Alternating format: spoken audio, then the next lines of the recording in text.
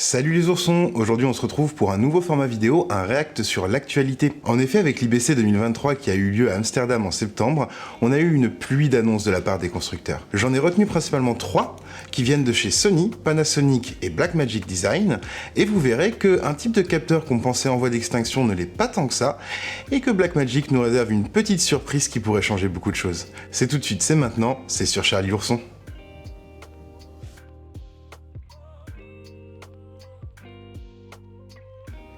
Et on va commencer la vidéo en parlant de Sony qui a annoncé une nouvelle caméra. En effet, je sais pas si vous avez remarqué, mais la politique commerciale de Sony est assez claire. Inonder toutes les strates du marché avec un modèle. Que ce soit du petit vidéaste indépendant ou même amateur jusqu'aux grandes productions hollywoodiennes, Sony a une réponse pour toutes les strates. Toutes ?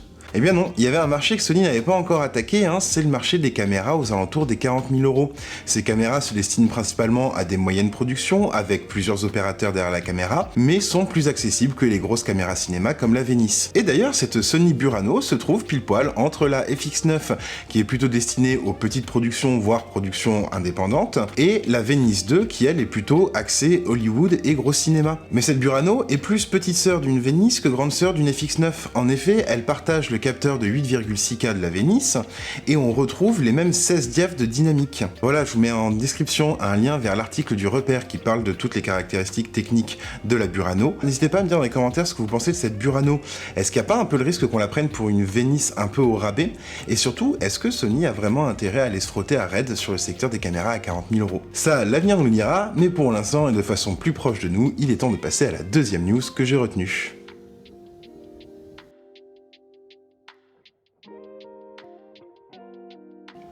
Et voici donc la deuxième news dont je voulais vous parler. Panasonic a annoncé le G9 Mark II, un nouvel appareil photo en capteur micro 4 tiers et avec leur nouvel autofocus hybride à détection de phase. Cette news est assez intéressante parce que ça parle d'un appareil photo en capteur micro 4 tiers. En effet, si vous ne le savez pas, nos appareils photo et caméras ont différentes tailles de capteurs.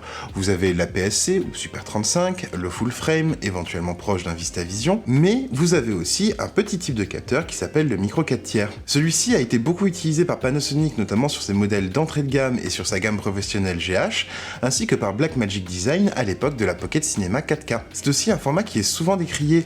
On a tendance à dire que c'est un petit peu un capteur low cost et qui est loin d'avoir les performances d'un APS-C ou pire d'un full frame. Et c'est assez régulièrement qu'on retrouve un certain nombre de personnes qui déclarent la mort de ce capteur parce que plus personne ne veut en acheter ou plus personne ne veut en fabriquer. Moi-même d'ailleurs, quand Blackmagic avait cessé de faire des appareils en micro 4 tiers au profit du Super 35, j'avais commencé à dire que finalement, hormis Panasonic qui continuait à sortir une gamme de capteurs micro 4 tiers, le format allait sûrement s'éteindre et mourir de sa belle mort. Il n'en est rien finalement parce que Panasonic a décidé de porter son nouvel autofocus qu'ils ont développé pour le Lumix S5 II sur leur gamme G, c'est-à-dire la gamme entre guillemets grand public. Alors je dis entre guillemets parce que la gamme G, si effectivement il y a énormément d'appareils qui sont un petit peu entrée de gamme, le G9 lui commence déjà à arriver à un tarif de 1 900 € et possède pas mal de fonctionnalités comme le V-Log, comme la preview des luttes, qui sont assez avancées en termes de vidéo. Il faut voir aussi que cet appareil est capable de filmer en 5,7K, qu'il a un capteur 25,2 mégapixels et surtout une stabilisation monstre de 8 stops. On peut plus vraiment parler d'appareil grand public, mais plutôt d'un appareil semi-professionnel. Je vous ai annoncé 1 900 € comme prix, et vous me direz assez justement que cet appareil se trouve très proche en termes de prix du Lumix S5 II. Et c'est vrai qu'avec seulement 300 € de différence, on peut se poser la question de l'intérêt du G9 II quand vous avez un full frame pour 300 € de plus. Mais pour moi, il est important de rappeler 2-3 points. L'un des gros avantages du capteur micro 4 tiers, au-delà de sa compacité, parce qu'évidemment les appareils sont moins grands vu que le capteur est moins grand, c'est le prix des optiques qui vont avec. En effet, sur du plein format, si vous voulez un 24-70 chez Panasonic, c'est tout de suite 2 000 €, alors qu'en version micro 4 tiers, son équivalent se trouvera à 1 000 €. De plus, si jamais vous avez déjà des équipements micro 4 tiers, notamment si vous avez eu une Blackmagic Pocket Cinema 4K, ou si vous avez eu comme moi les excellents G7 et G80, il pourrait être intéressant de rester sur micro 4 tiers pour ne pas avoir à racheter entièrement votre gamme d'optiques. Là-dessus, qu'on le veuille ou non, Panasonic au moins est assez respectueux de ses clients. Il n'abandonne pas le format et ceux qui ont acheté il y a moins de 2 mois un nouvel objectif micro 4 tiers ne vont pas se retrouver avec un objectif qu'ils pourront mettre au placard dans 2 semaines. Quoi qu'il en soit, je vous mets la fiche technique en description et n'hésitez pas à me dire dans l'espace commentaire ce que vous pensez du micro 4 tiers. Pour ma part, c'est vrai que je lui ai tourné le dos notamment à cause des problématiques de basse lumière. Comme le capteur est plus petit, et forcément la montée en ISO est un petit peu plus compliquée. Mais je sais qu'il y a encore beaucoup de défenseurs de ce format-là et que tout le monde n'est pas prêt à passer sur du Super 35 ou du full frame.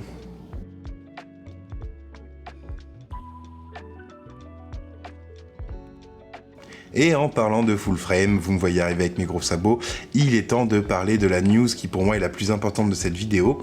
Blackmagic Design sort une nouvelle caméra. Encore.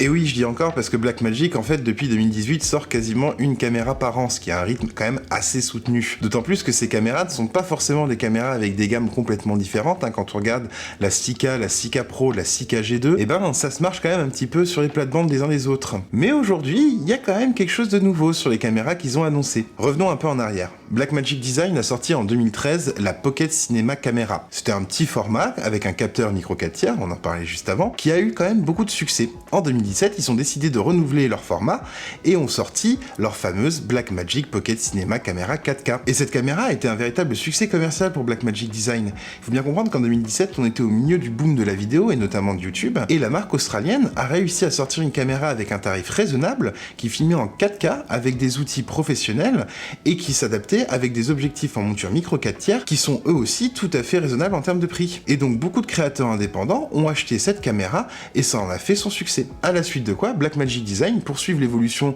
des résolutions courantes, ont présenté une Pocket Cinema Camera 6K. Cette fois-ci, on était en 2019, le capteur était Super 35 et la monture était EF. Une 6K Pro viendra compléter la gamme en 2021 en ajoutant notamment les filtres ND internes et une 6K G2 en 2022 qui est un petit peu un modèle entre la 6K G1 et la 6K Pro. Cette gamme de caméras était aussi intéressante parce que se basant sur la monture EF, qui est une monture extrêmement répandue et avec un grand nombre d'optiques cinéma, Blackmagic a proposé une solution tout aussi acceptable en termes de prix pour ses clients pour pouvoir produire de la vidéo en 6K et avec un parc d'optiques assez monumental. Mais au-delà même du parc optique et du côté assez accessible de cette caméra, Blackmagic allait aussi dans le sens de la marche des caméras. En effet, depuis assez récemment, les constructeurs de caméras et de caméras professionnelles commencent à revenir du plein format en permanence pour réintégrer doucement des caméras en Super 35. Le capteur qu'avait choisi Blackmagic est donc tout à fait dans l'air du temps. Quand on voit que le dernier capteur qui est sorti chez Arri est un capteur Super 35 et que chez Red on continue à faire des versions Super 35 des caméras, on comprend bien que ce format-là avait le vent en poupe et d'ailleurs a toujours le vent en poupe. Et le choix de Blackmagic d'utiliser cette taille de capteur était très intelligent. De plus, c'est un capteur qu'ils pouvaient aussi utiliser dans leur caméra Ursa, une série qui est un petit peu moins présente chez nous en France, mais qui a quand même pas mal de succès à l'étranger, et qui est une gamme un peu plus professionnelle que par rapport à la Pocket Cinema Camera 6K. Du coup, c'est quoi cette caméra que nous sort Blackmagic aujourd'hui? Eh bien, c'est la Blackmagic Cinema Camera 6K Full Frame. En effet, en perdant son appellation Pocket, la caméra délaisse le capteur Super 35 au profit d'un capteur plein format. C'est un choix assez étonnant de la part de Blackmagic quand on sait que le capteur Super 35 n'a duré à peine que 4 ans chez eux, rappelons que le dernier modèle est sorti il y a 1 an, là où le capteur micro 4 tiers, lui, avait duré 7 ans. Alors pourquoi Blackmagic se met à faire des caméras full frame comme ça? C'est pas parce qu'ils ont pris un coup de trop sur la tête de la part d'un kangourou, c'est parce qu'ils veulent suivre tout simplement l'évolution des gammes des caméras. En effet, quand on regarde chez les autres constructeurs, c'est très régulièrement qu'on retrouve le même pattern, une caméra en version full frame est accompagnée d'une caméra en version Super 35.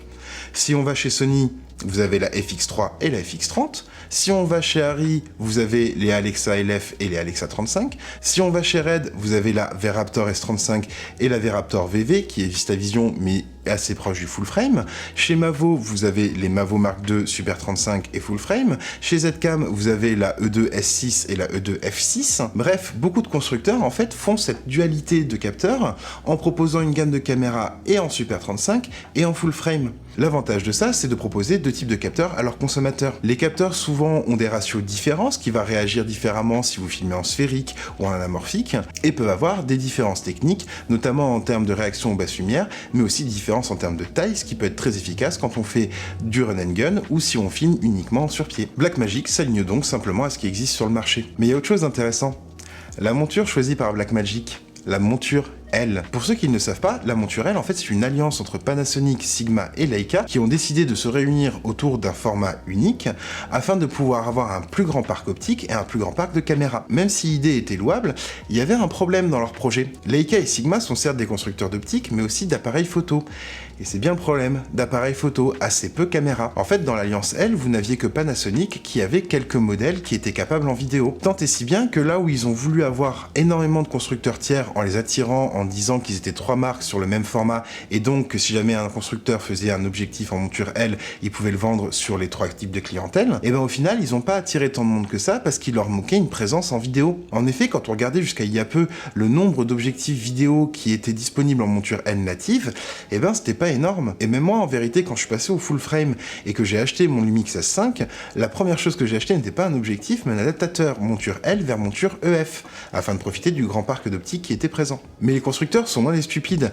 On a vu récemment rentrer dans l'Alliance L 3 constructeurs majeurs qui peuvent être très intéressants pour nous, à savoir DJI qui réalise notamment des drones, Samyang qui est un constructeur d'optique et Blackmagic Design.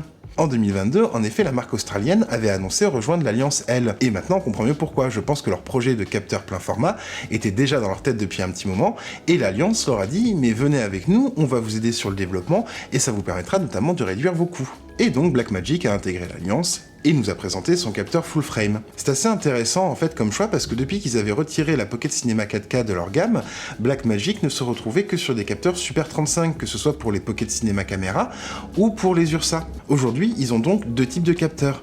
Mais la question que je me pose, c'est pourquoi avoir sorti une Cinema Camera 6K qui a globalement les mêmes performances que la 6K Pro pour le même prix, le même format et la même autonomie? Eh bien, je pense que la question, elle est à voir du côté de la série des Ursa. Je pense que Blackmagic, en fait, commence par un modèle de masse, donc la série des Cinema Camera, avant de porter ce capteur plein format sur leur série Ursa. Et quand on regarde, je pense que le but de Blackmagic est assez clair. Avoir d'un côté les Pocket Cinema Camera et les Ursa Mini en Super 35, et de l'autre côté, les Cinema Camera tout court et Ursa tout court en full frame. Et à ce moment-là, on retourne sur le même pattern de modèles de gamme que peuvent avoir Arri, Red, Zcam ou Mavo, à savoir des caméras qui sont présentes et en Super 35 et en full frame.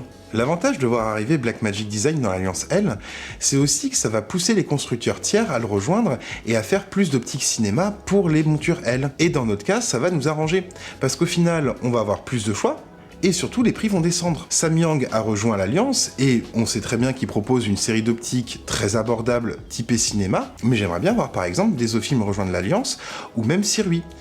Et vu que Blackmagic est quand même un grand pourvoyeur de caméras typées cinéma, en tout cas pour les créateurs indépendants, il y a de fortes chances que ces constructeurs précités viennent rejoindre l'Alliance et proposent leurs objectifs en monture L native. Il y a aussi un autre avantage à voir Blackmagic Design arriver dans l'Alliance L, et c'est un petit peu plus poussé comme raisonnement. En fait, aujourd'hui, quand vous achetez un appareil photo en monture L, vous savez que le top du top, en tout cas pour la vidéo, ce sera le S1H de Panasonic. Et c'est tout.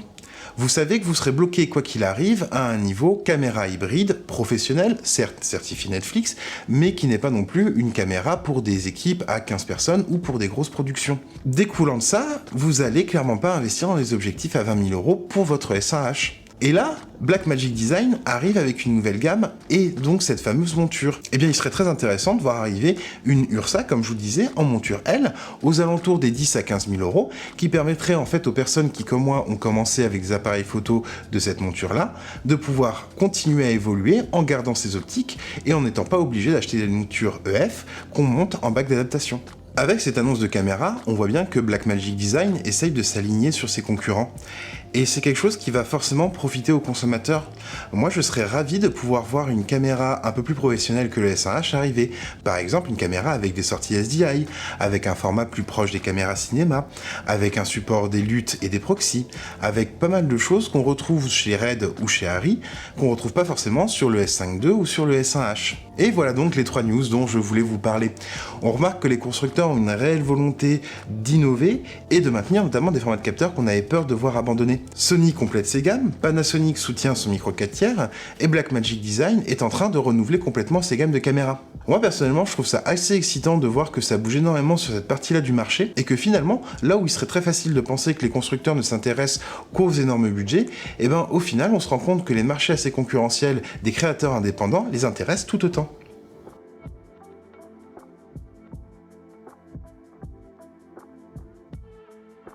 Pour ma part, dans mon actualité, eh bien vous allez voir arriver assez rapidement le test du 35 mm f1.8 de Panasonic qui vient compléter la gamme que j'avais déjà avec le 50 mm et le 85 mm. D'ailleurs, ce test sera autant axé sur le 35 mm que sur la cohérence globale de cette gamme 1.8. Vous verrez aussi arriver un test d'une carte graphique, et oui, parce que finalement, la production, c'est aussi la post-production. Il a fallu que je change ma carte graphique pour pouvoir améliorer mes temps de post-production, notamment parce que j'ai participé au 48 heures Film Festival de Paris, et que si je peux grappiller quelques minutes de post-production, ça fera toujours quelques minutes en plus pour le tournage. En attendant, si la vidéo vous a plu, n'hésitez pas à vous abonner à la chaîne et à activer les notifications, et moi je vous dis à bientôt sur Charlie l'Ourson.